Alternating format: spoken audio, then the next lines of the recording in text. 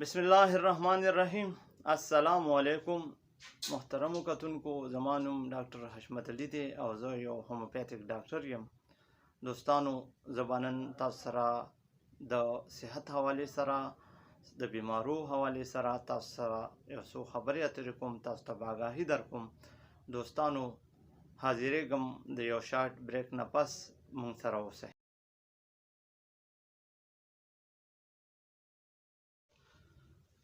دوستانو، اچ پایلوري یعنی هلیکو بیکټر پایلوري دا څه شی دی؟ نو دا یو بیکټیریا ده او دا بیکټیریا د ګنده اوبو په ذریعه او د ګنده خوراک په ذریعه چې کله د مریض معدې ته داخل شي، نو د مریض په معده کې دا انفیکشن پیدا کی، دا انفلامیشن پیدا کی او دا الته زخم پیدا کی.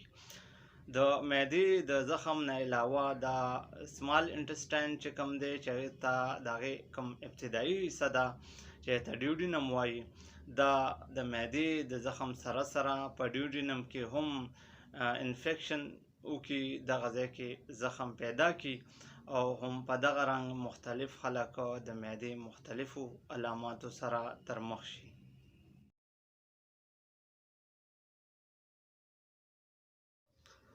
ویلکم بیک ګرانو کتونکو. د اچ پایلوري د انفیکشن نه بعد کله چې مریض ته اچ پایلوري انفیکشن وشي، نو د دې انفیکشن نه بعد کله چې په معده کې السر پیدا شي، سوزش پیدا شي، انفلامیشن پیدا شي، نو بیا کوم علامات دي چې هغه مریض کې کتلی شي؟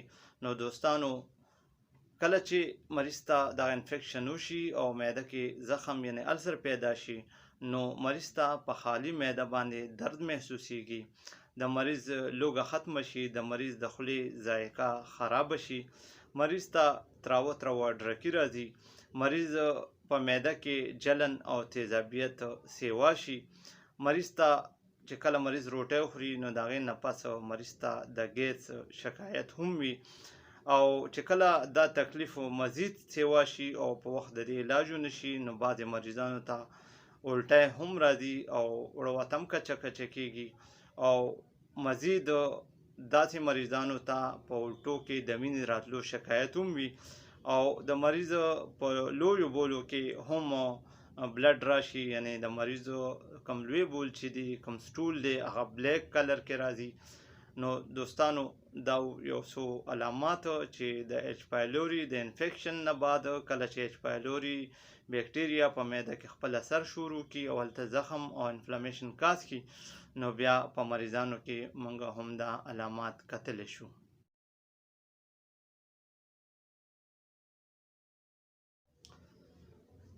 دوستانو، اچ پایلوري انفیکشن د دې نه به څنګه بچاو اختیاریږي، د دې نه به څنګه موږ خپل ځان بچ کړو، د دې انفیکشن به څنګه موږ ته نه کېږي؟ نو دوستانو، زه ستاسو په نوټس کې دا خبره راولم چې دا انفیکشن چې دی زیاتره د ګنده خوراک په ذریعه، د ګنده اوبو په ذریعه مریض ته کېږي. نو موږ او تاسو له پکار دي چې د اوبو د پراپر صفایي خیال وساتو. که اوبه استعمالوو نو چې هغه یا د فلټر اوبه وي یا په صحیح طریقې سره بوایلډ واټر موږ استعمالو. دې سره سره موږ چې کوم آلوده خوراکونه دي، کوم بازاري خوراکونه دي، چې د دغې نه موږ ځان وساتو. ولې چې دا بازاري خوراکونه، د آلوده خوراکونه، دا اجتماعي ځایونو کې چې کوم خوراکونه کېږي او د هغې په پراپر طریقې سره د صفایي تنظیم نه وي، نو هم د دغې خوراکونو په ذریعه دا بیکټیریا د یو نه بل ته د دې انفیکشن کېږي او دا مریضان د دې بیکټیریا نه متاثره کېږي. دوستانو، دې نه علاوه د خوراک نه مخکې د لاسو وینځلو موږ اهتمام کوو، کم از کم په صحیح طریقې سره د روټۍ خوړلو نه مخکې یا د خوراک نه مخکې چې خپل لاسونه پراپر طریقې سره صفا کوو، او دې نه علاوه د خوراک پخولو نه مخکې چې هم موږ خپل لاسونه وینځو، نو هم په دې طریقه به موږ خپل ځان د اچ پایلوري د انفیکشن نه بچ وساتلی شو.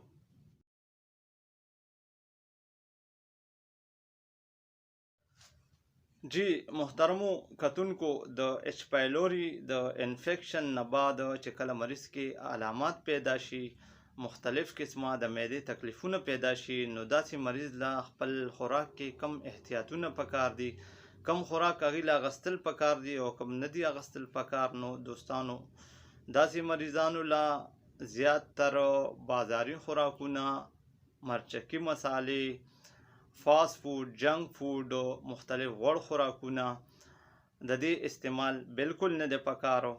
د داسې خوراکونو مریض له پرهیز پکار دی. دې نه علاوه کولډ ډرنکس چې دي د دې استعمال هم نه دی پکارو. د چای او کافي استعمال دا هم داسې مریض تکلیف سیوا کوي، یعنی مریض له داسې چای او کافي استعمالول نه پکارو. دې نه علاوه سګرټ نوشي یعنی سګرټ څکلو او شراب څکلو، شراب نوشي هم داسې تکلیفونه د معدې تکالیف سیوا کوي، نو د دغې نه هم ځان بچ وساتئ. مختلف قسمه کم پین کلرز، کم دافع درد دوايانې چې دي هغه هم د معدې په تکلیفونو کې د مریض تکلیف سیوا کوي، نو د دغې نه هم ځان وساتئ. او مختلف پین کلرز چې کم میډیسن دي دا یا خو بیخي مه استعمالوئ یا د دې ډېر کم استعمال کوئ. نو دوستانو دغه یو څو خوراکونه چې د دغې نه مریض له پرهیز کول پکار دي. اوس راځو چې مریض له کم خوراکونه استعمالول پکار دي. نو مریض له هلکي او زود هضم خوراک خوړل پکار دي، لکه پی شو، ماسته شو، مختلف قسمه فروټ جوس شو، مختلف قسمه سبزیانې شوې. دغه سبزیانې په پراپر طریقې سره، په صحیح طریقې سره چې پخ شوي وي او دې کې مرچکي او مسالې نه وي، نو داسې مریضان له هم دغه خوراکونه خوړل پکار دي.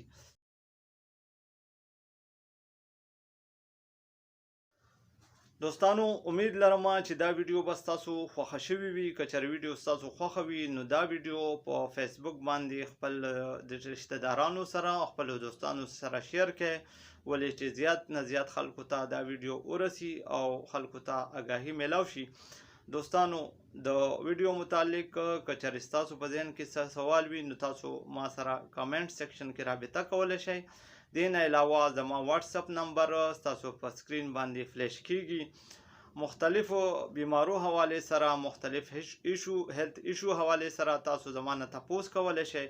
او کوم خلک چې زما نه لرې دي، مطلب دا چې اورسیز کوم په دوبۍ کې دي، کوم مختلف ملکونو کې دي، یا ماته نشي رارسېدی، نو هغوی خپل ریپورټونه خپل بیمارۍ متعلق ماته زما په واتساپ نمبر باندې ما سره رابطه کولی شي. زه به کوشش کوم چې ستاسو د سوالونو او ستاسو د بیمارو متعلق تاسو مطمئن کوم او تاسو ته مناسب او مکمل جواب درکم.